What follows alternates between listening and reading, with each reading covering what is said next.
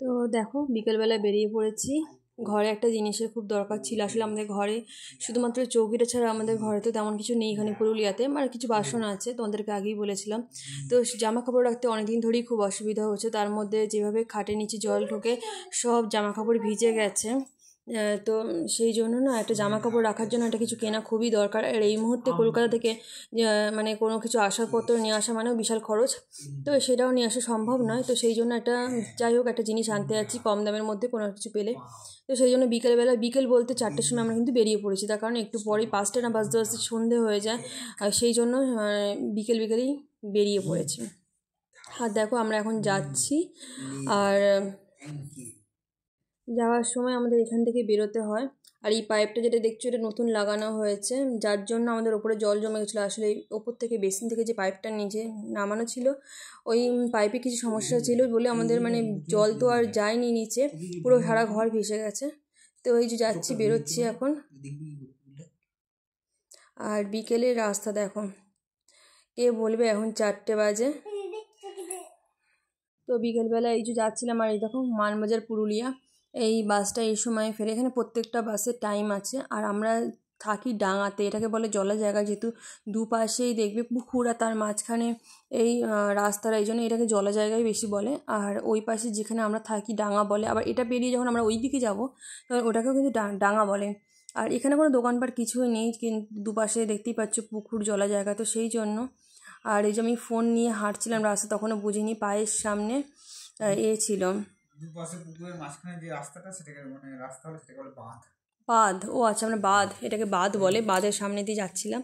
আর ও আচ্ছা, বাঁধের উপর দিয়ে আমরা যাচ্ছিলাম। আমি জানতাম ওটাকে বাঁধ বলে। যাই হোক দেখো রাস্তায় কত ধান ছড়ানো, যেহেতু এখানে চাষাবাদ হয় আর এখন না সব ধান বিক্রি হওয়ার সময়।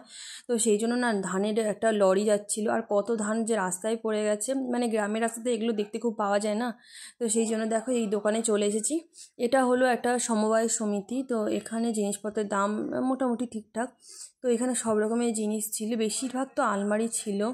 আর এটা আমাদের খুব পছন্দ হয়েছিল, ওই নীল রঙের যে এই যে এটা ড্রেসিং টেবিলের সঙ্গে আয়নাটা ছিল, এটা আমাদের খুব পছন্দ হয়েছিল।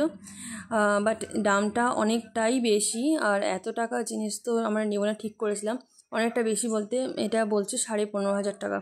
জানি না দামটা বেশি না কম, তোমরা কমেন্টে জানিও। এটা 15,500 টাকা বলেছে। তো এই যে আয়নাটার পেছনেও কিন্তু জিনিসপত্র তুমি রাখতে পারবে, সেই ব্যবস্থাও আছে। তো অনেকটা বেশি দামের জন্য আমরা নিইনি ওখানে, অন্য জায়গা থেকে আমরা আবার বেরিয়ে পাশে একটা দোকানে গেছিলাম। তো সেখান থেকে আমরা 8টা আলনা আর 2টো চেয়ার নিয়েছি। তোমাদেরকে আমি পরে দেখাচ্ছি। তার আগে দেখিয়ে দিই রাতের রান্না আমি বসিয়ে দিয়েছি। এই যে ডিমের ঝোল হবে সেই জন্য সমস্ত কেটে রেখেছি, আর ওইদিকে ভাত বসিয়ে দিয়েছি। তো গেছিলাম ওই দোকানে, ওই দোকান পছন্দ হয়নি।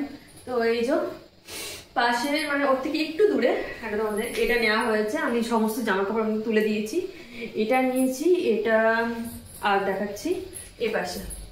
আর এই দুটো চেয়ার নিয়েছি।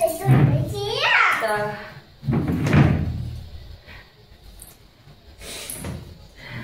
কেমন হয়েছে অবশ্যই জানিও। যেহেতু পেঁয়াজ কেটেছেন মানে চোখ জ্বালা করছে প্রচন্ড পরিমাণে।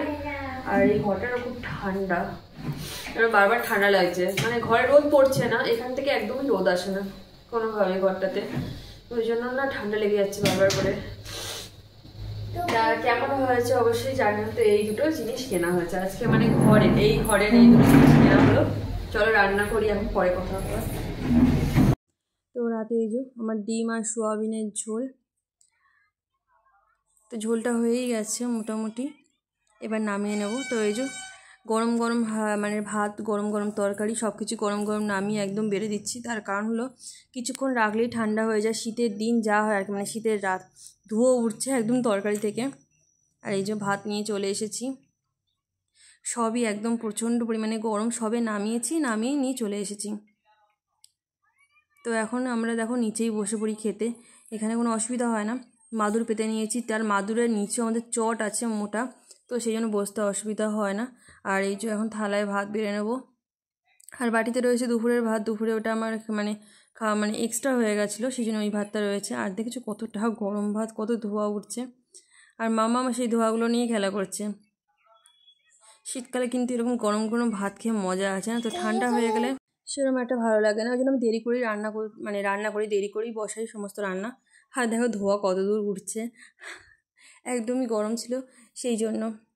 যখন দুপুরবেলা খুব খিদে পায় আর কোনো ভাতের হোটেলের সামনে দিয়ে, মানে ধরো রাস্তায় যাচ্ছি কোনো ভাতের হোটেলের সামনে দিয়ে যাই, তখন এরকম ভাতের ধোয়া ওড়া ভাত মানে দেখলে এত খিদে পেয়ে যায় না, বেশি বেশি খিদে পায়।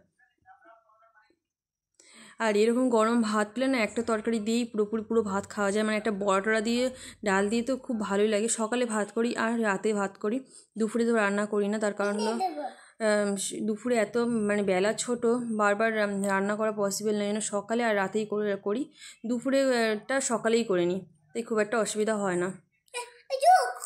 তো দেখো ওটা আমাদের মেন দরজার সামনে। আচ্ছা দরজার সামনে কি খেতে বসা উচিত না? আমি দরজার দিকে মুখ করে বসিনি, বা দরজার সামনে আমি শুনেছি খেতে বসা উচিত না, ঠিক জানি না এই ব্যাপারটা আমি।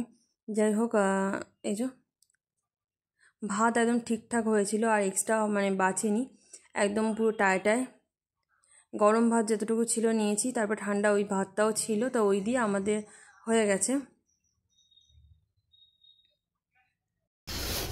ঠান্ডা হয়ে যাবে, জাস্ট নামিয়ে নিয়ে আসলাম বলে এতটাই গরম।